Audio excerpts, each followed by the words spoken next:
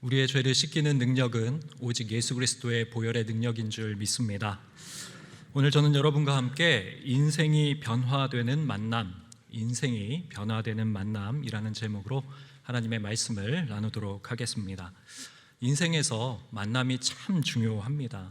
이 만남이란 아무리 그 중요성을 강조하더라도 지나치지 않습니다.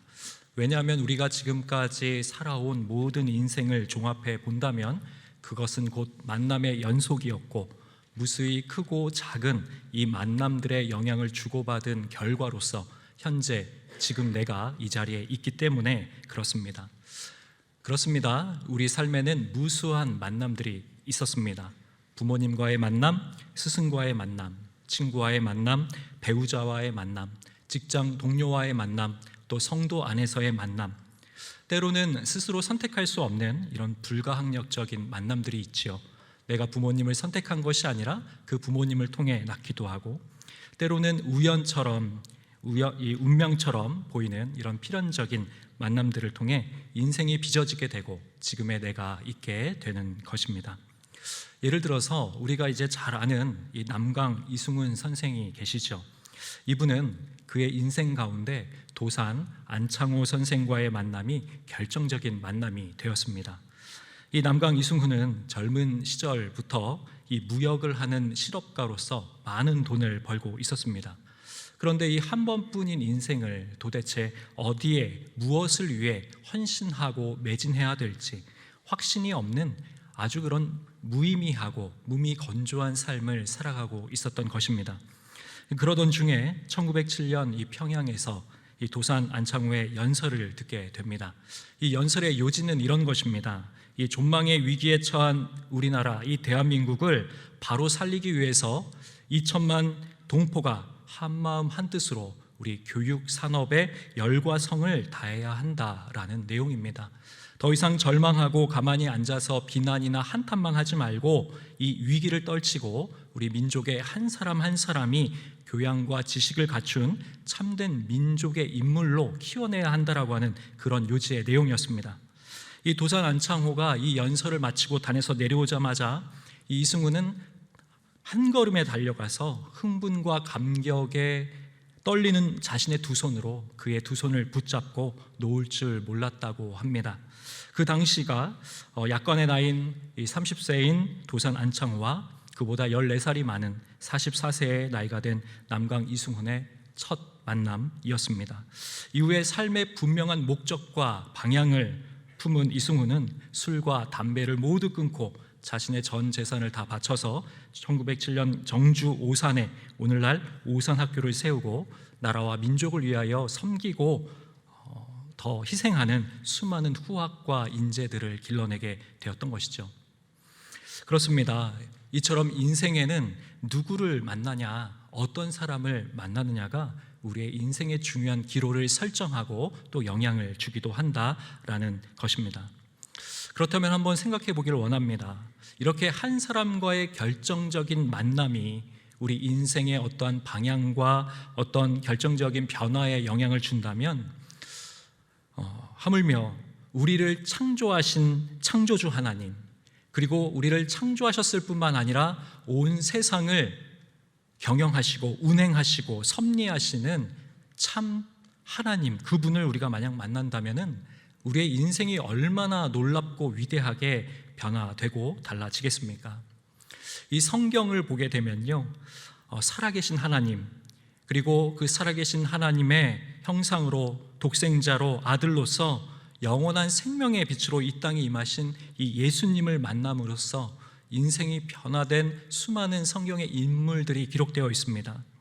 이 누가복음 7장에 보면은 예수님께서는 남모를, 이 아들을 잃은 상실의 고통 가운데 신음하고 있는 이 나인성 과부를 만나 주십니다.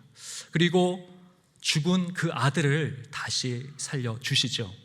예수님을 만났더니, 생명의 주가 되시는 주님을 만났더니 아들이 다시 살아나는 것입니다. 또 누가복음 19장에 보면은 치열한 전쟁과 같은 이 현실적인 삶에 허우적대며 무거운 죄책감에 짓눌려 있던 사람들로는 매국노라는 그러한 비난과 조롱을 받았던 삭개오를 주님께서 만나주시죠. 예수님이 삭개오를 만나주셨을 때 그에게 진정한 구원과 평강이 임하게 되는 것을 보게 됩니다.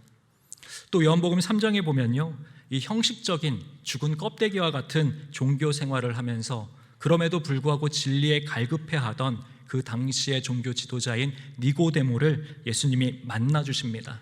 그러자 그가 진정한 거듭남이 무엇인지, 또 하나님의 사랑이 무엇인지를 깨닫게 되는 놀라운 역사가 있게 되는 것이죠.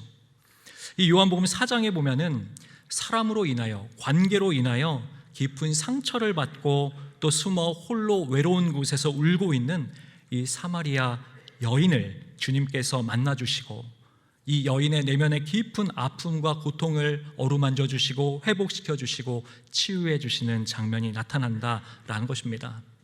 성경에 보게 되면 바로 우리 예수님을 만나는 그곳마다 놀라운 회복과 치유, 변화, 그 위대한 변화의 서곡이 시작이 되는 것이죠.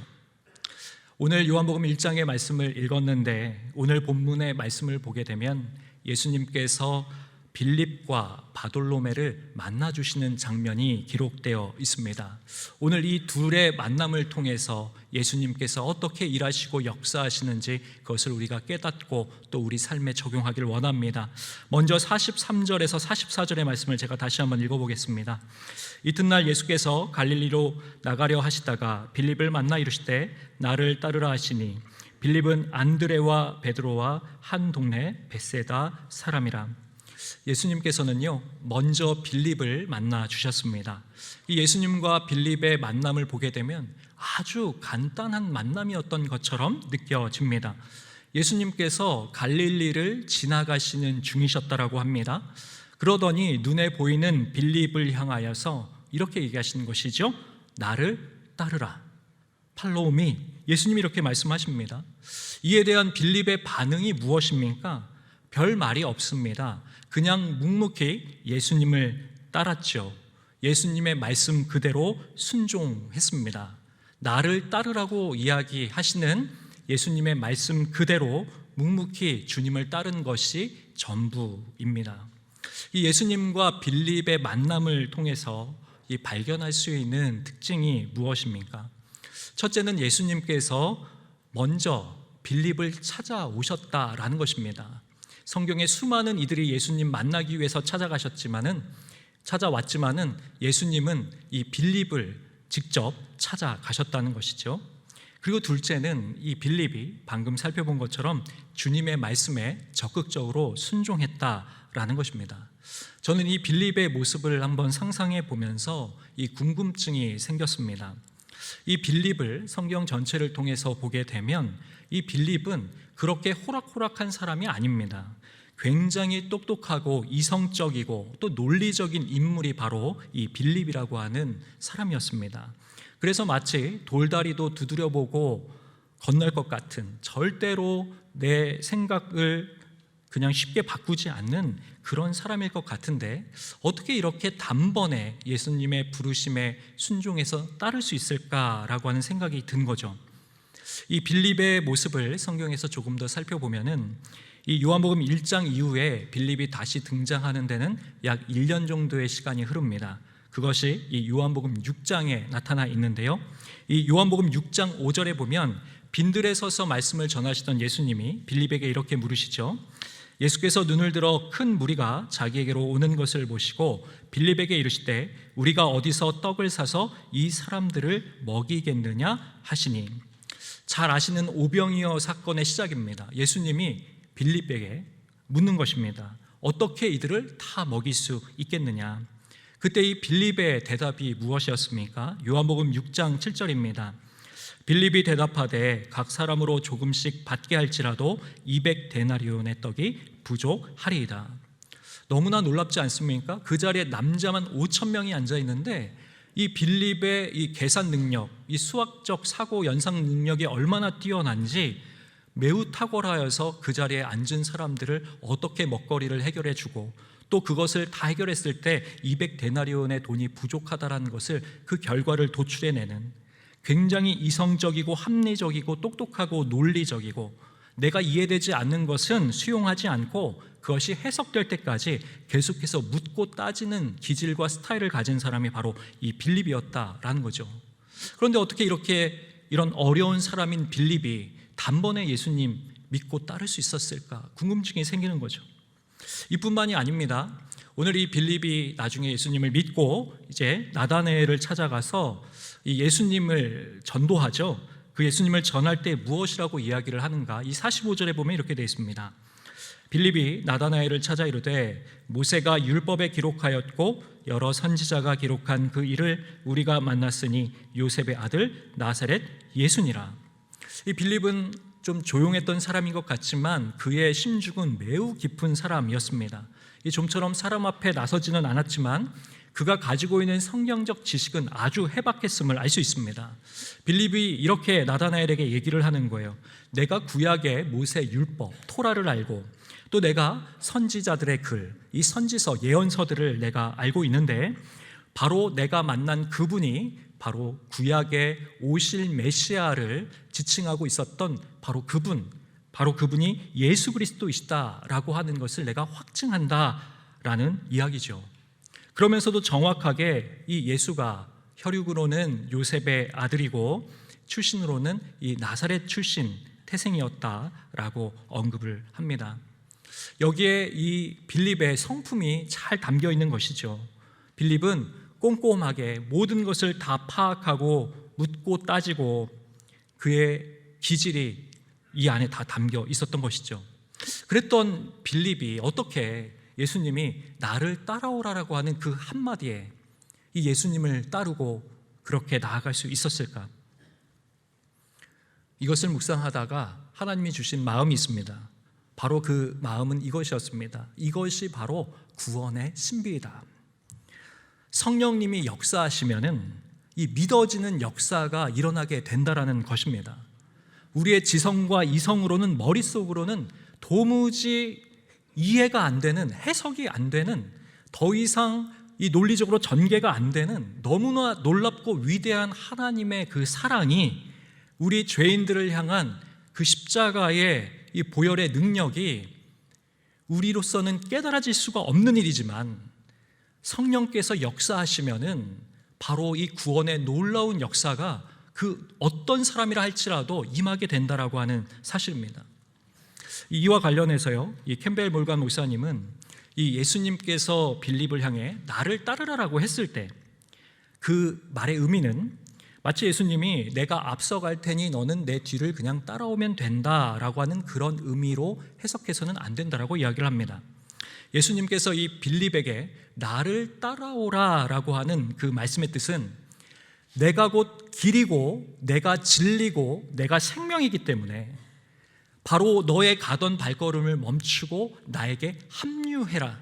너의 인생의 계획과 너의 생각과 너의 이성적인 논리적인 합리성을 멈추고 나를 쫓아 나와 함께 먹고 마시고 동행하고 나와 함께 이 길을 걷자라고 하는 전 존재론적이고 전 인격적인 바로 예수님의 초청이 바로 나를 따르라는 그 음성에 담겨 있었다라는 것입니다.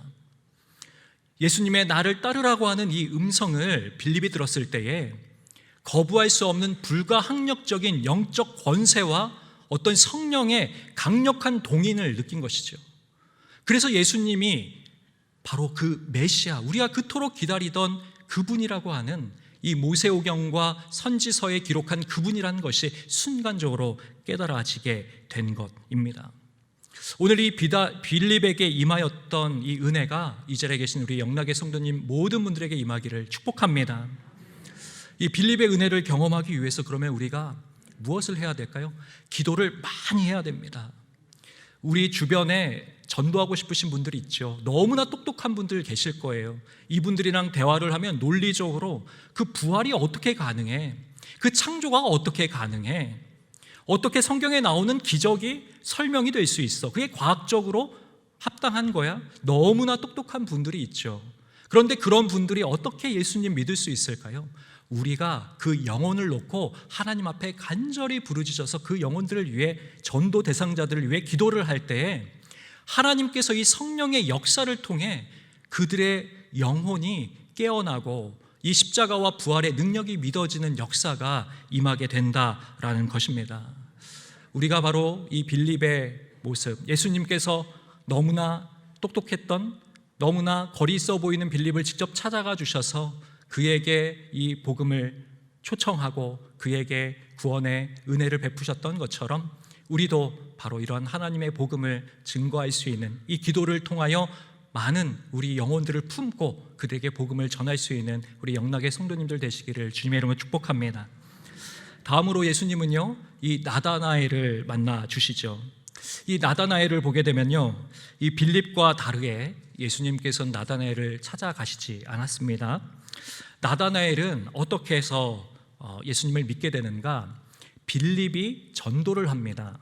이것을 오늘날 말로 하면은 관계 전도이다라고 이야기를 할 수 있겠죠. 빌립은 자신이 만난 예수님, 그 예수님을 너무나 소중하고 나와 생사고락을 같이 한 너무나 절친인 이 친밀한 친구인 나다나엘에게 가서 전하는 겁니다. 그런데 인생의 가장 중요한 만남, 일생일대의 최고의 만남, 가장 행복한 만남인 이 예수님을 소개해주고 전달했는데요, 이 친구 나다나엘의 모습이 밝지 않았고 그의 응답도 그리 긍정적이지 않았습니다. 46절의 말씀을 읽어드립니다. 나다나엘이 이르되 나사렛에서 무슨 선한 것이 날 수 있느냐? 빌립이 이르되 와서 보라 하니라. 이 나다나엘의 반응이 너무나 차갑습니다. 냉소적이죠. 아니, 냉소적인 것을 넘어서서 너무나 이 모욕적이고 비하적인 발언을 하고 있는 것이죠. 정말 이 실개천 같은 아무것도 아닌 것 같은 이 나사렛에 무슨 선한 것, 좋은 것, 훌륭한 것, 위대한 것이 거기에서 나올 수 있겠느냐는 거예요. 그도 그럴 것이 당시 나사렛은 소외된 약자와 패자들의 도시로 알려져 있습니다. 작고 냄새나는 촌구석에 가난하고 연약한 사람들이 옹기종기 모여 사는 너무나 보잘것없는 그런 촌 동네였죠. 따라서 위대한 이 메시아 대망사상을 가지고 있었던 1세기 유대인들은 최소한 메시아라면은 정치 권력 시스템의 본산지인 예루살렘이나 유대에서 그분이 멋지게 등극하셔야 되는 것 아닌가라고 하는 편견과 선입견을 가지고 있었던 것입니다. 우리는 여기서 나다나엘이 가지고 있었던 한계를 보게 됩니다. 그것은 바로 자신의 편견이고 선입견이죠. 자신만 구축해 놓은 경험 체계이고 신념이고 자신의 해석의 프레임이고 자신만의 제한된 바운더리를 설정하고 있었다라는 겁니다. 자신의 생각을 넘어가지 못하는 겁니다. 하나님을 내 생각으로 재단하는 것이죠. 하나님이라면 이렇게 하셔야 돼. 내 경험의 틀 거리에서 벗어나는 것은 용납하거나 이해하거나 그것을 내가 받아들일 수 없다라는 것입니다. 너무나 친한 친구 나다나엘인데 그가 이렇게 냉소적으로 너무나 차갑게 나오자 이 빌립이 한 얘기가 무엇입니까? 간절한 마음으로 너무나 전심으로 그 친구에게 해주는 말, 와서 보라. 저는 이 빌립의 마음이 이해가 됩니다. 말로는 통하지 않는 거예요. 말로는 설명할 길이 없습니다. 내가 만난 메시아 예수 그리스도, 그분의 위대함과 광대함과 그분의 사랑과 은혜, 한량없는 그분의 놀라운 영광을 내 말로는 다 형용할 수 없고 표현할 수 없는 것이죠. 빌립이 할 수 있었던 말이 무엇인가? 와서 보라. 초청하는 겁니다. 교회로 와라. 함께 예배하자. 너도 그분을 알게 되면, 그분의 영광을 깨닫게 되면 말할 수 없는 놀라운 기쁨과 행복을 누리게 될 테니 와서 보라. 이렇게 초청을 했다라는 것이죠. 결국 나다나엘은 이 친구의 간절한 이 간청을 이기지 못했던 것 같습니다. 그래서 잠잠히 말 그대로 예수님께로 나아오게 되죠. 47절의 말씀을 읽어드립니다. 예수께서 나다나엘이 자기에게 오는 것을 보시고 그를 가리켜 이르시되 보라, 이는 참으로 이스라엘 사람이라 그 속에 간사한 것이 없도다. 나다나엘이 예수님께로 나아갑니다. 예수님께서는 이 나다나엘이 자신에게 다가온 것을 보시고는 말씀하십니다. 보라, 이는 참 이스라엘인이요 그 속에 간사한 것이 없도다.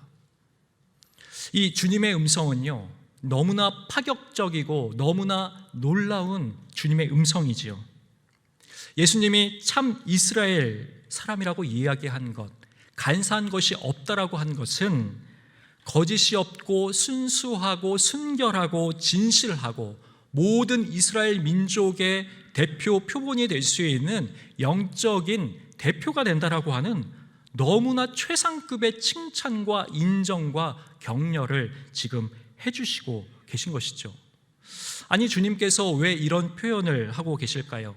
지금까지 나다나엘의 모습이 얼마나 교만하고 완고하고 완악해 보이고 오만해 보였습니까?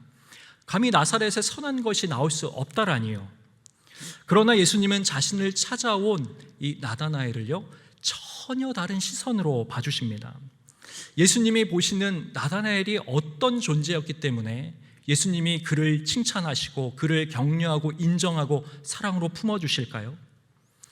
나다나엘, 그는 비록 너무나 연약한 죄인이지만 작고 보잘것없는 겨자씨만한 믿음을 가지고 있는 것이 전부이지만, 그럼에도 불구하고 주님을 향해서 한 걸음 한 걸음 내딛어서 나왔을 때, 그리고 이 빌립의 초청을 받아서 주님을 찾는 그 목마른 그 영혼을 주님이 보셨을 때, 그 영혼 깊숙한 곳에 있는 영적인 갈망을 보셨을 때, 주님께서는 그 작은 것을 크게 보아주시고 그 영적인 조그만 가능성을 인정해 주심으로 이 칭찬을 해 주실 수 있었던 것이죠.